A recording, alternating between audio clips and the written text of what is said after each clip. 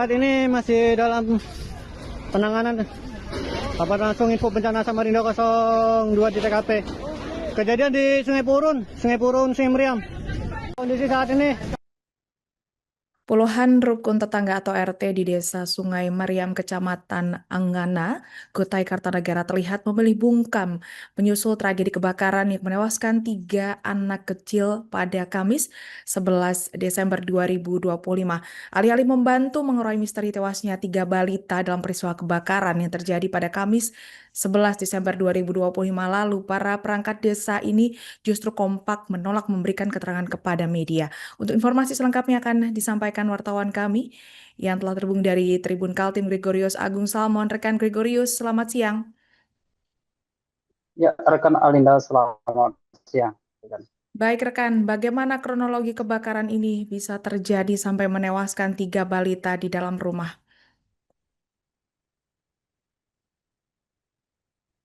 Baik, rekan Alinda, setelah kami menggali beberapa informasi di TKP, kejadian ini memang terjadi pada Kamis tanggal 11 Desember 2025 kemarin ya. Tepatnya sekira pukul 13:10 WITA, yang mana memang kebakaran ini memang pada saat itu ibunya dari 3 bocah ini sedang tidak ada di rumah, dia keluar sebentar. Lalu api muncul dari tempat mereka sewa di Bangsalan, gitu. Dan pada saat itu juga ternyata 3 anak dari ibu Dewi ini ternyata masih ada di dalam rumah, dan ada dugaan bahwa anak ini dalam posisi terkunci sehingga mereka tidak bisa keluar dari dalam rumah. Akhirnya mereka tewas terbakar api di dalam kamar WC, begitu Winda. Melakukan pemadaman api sekira 2 jam lamanya hingga api bisa dipadamkan, dan barulah diketahui pada saat itu juga memang ada 3 balita di dalam bangkalan tersebut. Dan memang benar saja setelah dilakukan pengecekan, 3 balita dalam posisi berpelukan dan terlentang terdapat di kamar WC. Begitu Alinda. Baik rekan, mengenai kekompakan dari puluhan rukun tetangga atau RT ini yang mereka gambarkan kompak menolak memberikan keterangan kepada media terkait hal ini. Apa alasan mereka menolak memberikan keterangan kepada media, rekan?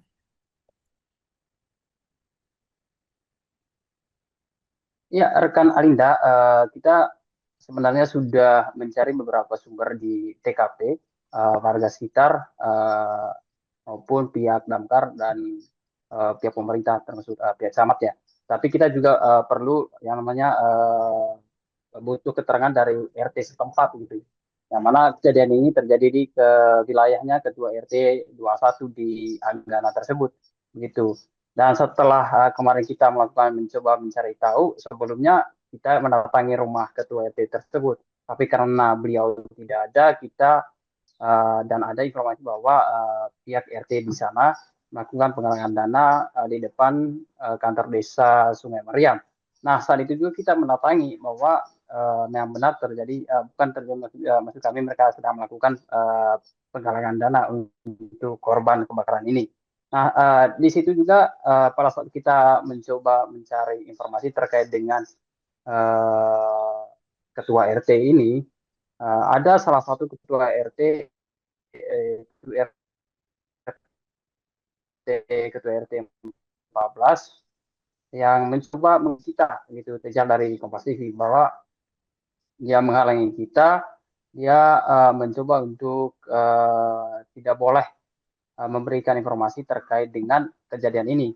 Padahal tujuan kita itu mencari dan ingin menggali informasi dari Ketua RT 21. Namun Ketua RT ini bilang bahwa kami sudah sepakat untuk tidak memberikan keterangan apapun terkait dengan kejadian ini, begitu. Nah, kita mempertanyakan terkait hal itu, apa yang maksudnya gitu. Ini kan kejadian kebakaran yang menewaskan 3 balita.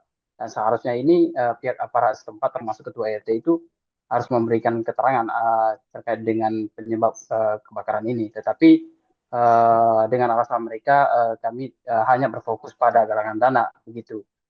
Dan kemarin pun hingga sore hari dan malam hari Ketua RT setempat belum ada keterangan sama sekali terkait dengan kejadian ini begitu, Ali.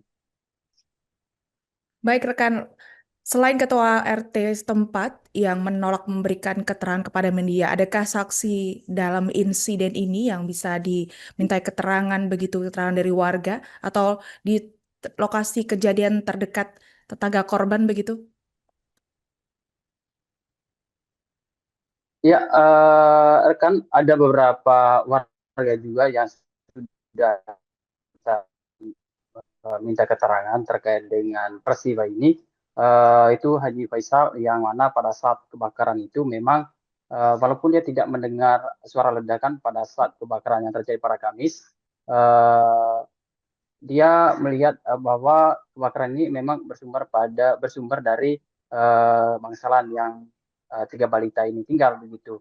Dan bahwa dari keterangan dia, ibunya ini keluar sebentar dan ibu ini mengunci pintu dari bangsawan mereka yang mana posisi anak itu masih di dalam rumah gitu. Entah, tapi dia tidak mengetahui ibu dari 3 korban ini pergi kemana begitu. Tapi dari keterangan dia hanya keluar sebentar, anaknya ini di dalam rumah posisi terkunci pintu itu. Dan ada juga keterangan dari warga yaitu Ibu Jamila dan anaknya Rusi bahwa memang pada saat kejadian itu memang tidak ada karena mereka sedang membantu jualan dengan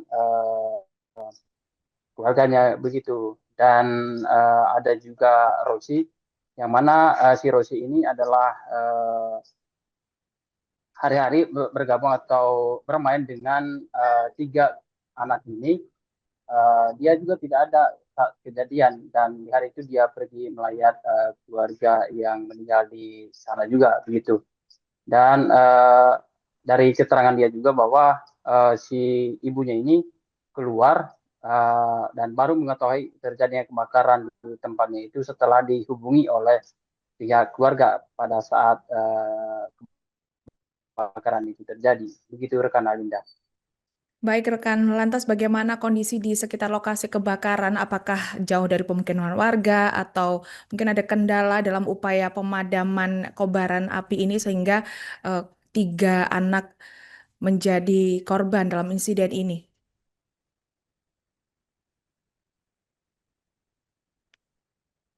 Ya, rekan Alinda, karena memang posisinya bangunan ini bangunan kayu, sehingga mudah sekali api begitu cepat merambat ke bangunan lain sehingga menghanguskan 3 pintu bangsalan dan menghanguskan 3 bangunan tunggal ya di situ.